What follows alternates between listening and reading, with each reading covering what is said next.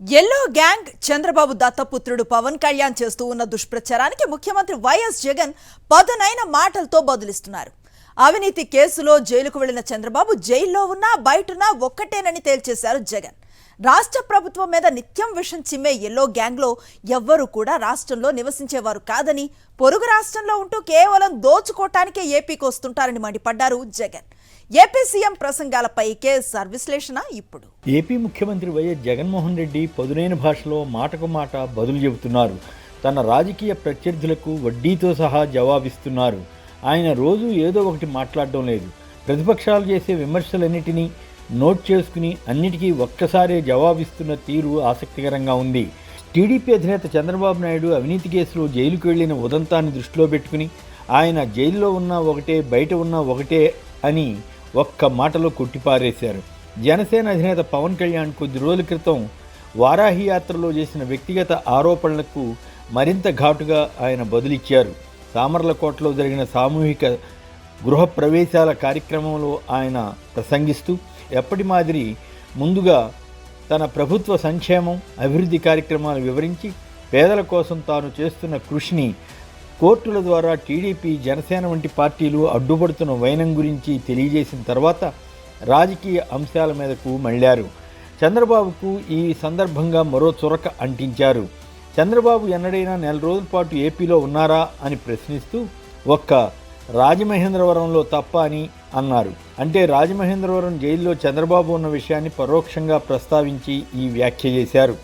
ఇక చంద్రబాబుతో పాటు జనసేన అధినేత పవన్ కళ్యాణ్, నటుడు హిందూపూర్ ఎమ్మెల్యే నందమూరి బాలకృష్ణ, ఈనాడు అధినేత రామోజీరావు, ఆంధ్రజ్యోతి ఎండి వేమూరి రాధాకృష్ణ, టీవీ5 నాయుడు వీరంతా ఏపీకి సంబంధం లేని వారని, కేవలం దోచుకోవడానికే ఏపీ పైన పడుతుంటారని ఆయన ఆరోపించారు. చంద్రబాబు స్థిర నివాసం హైదరాబాద్ జూబ్లీహిల్స్లో ఉంది. ఆయన ఏపీలో ప్రత్యేకించి రాజధాని అమరావతిలో ఇల్లు కట్టుకోలేదు. అది ప్రభుత్వ ఇల్లో ప్రైవేట్ ఇల్లో తెలియని కరకట్ట అక్రమ నివాసంలో అక్కడికి వచ్చినప్పుడు ఉంటుంటారు. ఆయన కుటుంబం మాత్రం హైదరాబాద్లోనే ఉంటుంది. దాంతో ఆయన ఏపీకి పరాయి వ్యక్తి అని జగన్ ప్రజలకు తెలియజెప్పే యత్నం చేశారు. జగన్ తాను ప్రతిపక్ష నేతగా ఉన్నప్పటి నుంచి తాడేపల్లిలోనే ఇల్లు కట్టుకుని నివాసం ఉంటున్నారు. ముఖ్యమంత్రి అయ్యాక కూడా అందులోనే కొనసాగుతున్నారు. పవన్ కళ్యాణ్ కూడా తన రాజకీయ యాత్రలు ఉంటే తప్ప ఏపీలో ఉండడం లేదు. షూటింగ్కు మధ్య మాత్రమే ఏపీకి వస్తుంటారు. తద్వారా ఆయన్ను ఏపీకి సంబంధం లేని నేతగానే ప్రొజెక్ట్ చేశారు. బాలకృష్ణ పరిస్థితి అంతే. ఇక రామోజీ, రాధాకృష్ణ, నాయుడు వంటి వారు హైదరాబాద్ వాసులే, ఎన్నడూ ఏపీకి రారు. కానీ నిత్యం ఏపీ ప్రభుత్వం పైన, ప్రజలపైన విషం జిమ్ముతుంటారు.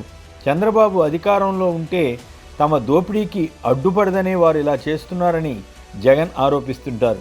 ఇదే సమయంలో పవన్ కళ్యాణ్ వివాహాల గురించి, మహిళలు, వివాహ వ్యవస్థపై ఆయనకు గౌరవం లేదని చెప్పడానికి కూడా ఈ అవకాశాన్ని జగన్ వినియోగించుకున్నారు. ఈ మధ్యకాలంలో ఆయన ఈ ప్రస్తావనలు తేవడం లేదు.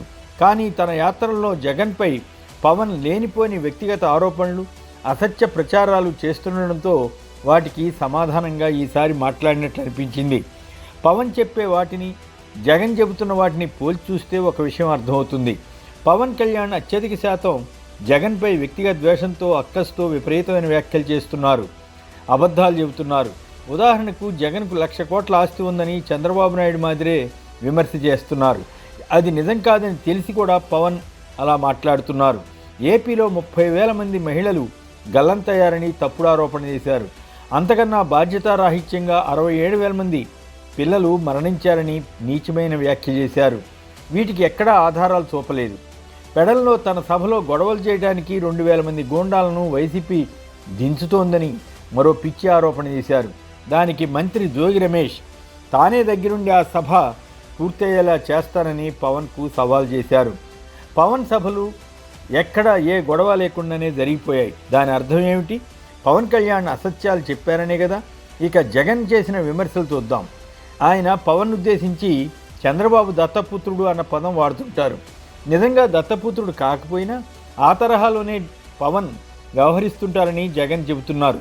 దానికి తగ్గట్లుగానే అవినీతి కేసుల్లో కూడా చంద్రబాబు కుమారుడు లోకేష్తో పాటు పవన్ కళ్యాణ్ అచ్చం దత్తపుత్రుడి మాదిరే హడావుడి చేసి రోడ్డు మీద పొర్లిన విషయం గుర్తుకొస్తే అదే అభిప్రాయం ఏర్పడుతుంది. పవన్ కళ్యాణ్ పేరు ఎత్తకుండానే ఆయన పెళ్లిళ్ళ గురించి జగన్ ప్రస్తావించారు. ఒకరు లోకల్, మరొకరు నేషనల్, ఇంకొకరు ఇంటర్నేషనల్ అని చెప్పారు. ఇదే టైంలో జగన్ మరో అంశాన్ని చెప్పకుండా వదిలేశారు.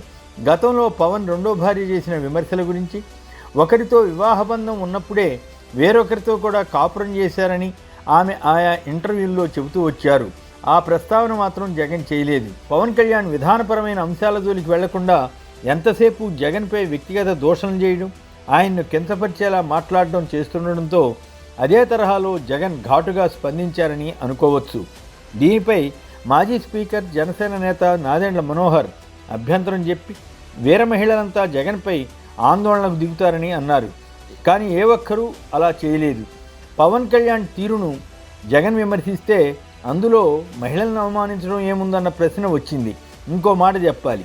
ప్రముఖ నటి మంత్రి రోజాపై టీడీపీ మాజీ మంత్రి నీచమైన విమర్శ చేస్తే సాటి నటుడై ఉండి కూడా పవన్ కళ్యాణ్ ఖండించకపోవడం బాగలేదు. దానిని మహిళలను అవమానించడం అంటే తలుపు చెక్కతో కొడితే తమలపాకుతో జవాబిస్తారా అన్నది ఒక నానుడి. టిట్ ఫర్ టాట్ అంటారు. పవన్ కళ్యాణ్ అర్థం లేని ప్రసంగాలకు జగన్ ఘాటైన రీతిలో జవాబు ఇవ్వకుండా ఎలా ఉంటారు?